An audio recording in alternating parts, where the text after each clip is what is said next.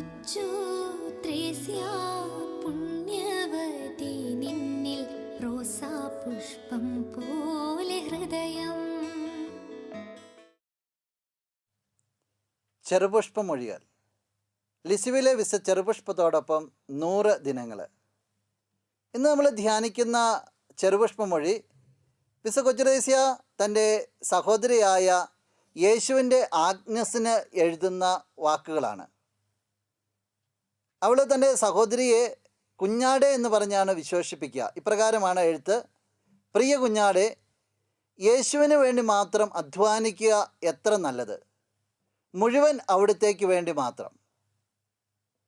ഞങ്ങളെ ഏറെ സ്നേഹിക്കുന്ന കൊച്ചു ത്രേസ്യയെ ഈശോയ്ക്ക് വേണ്ടി അധ്വാനിക്കുന്നത് എത്രയോ നല്ലതാണെന്നാണ് നീ സഹോദരിക്ക് ഉപദേശിച്ചു കൊടുക്കുക. ജീവിതം മുഴുവൻ യേശുവിന് വേണ്ടി മാറ്റിവെക്കുന്നത്.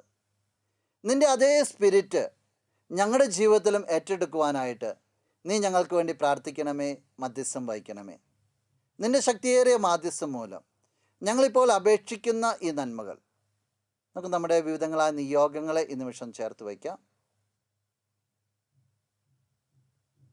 നിൻ്റെ നല്ല ദൈവത്തിൽ നിന്ന് നീ ഞങ്ങൾക്കായി വാങ്ങിത്തരണമേ. ആമേൻ.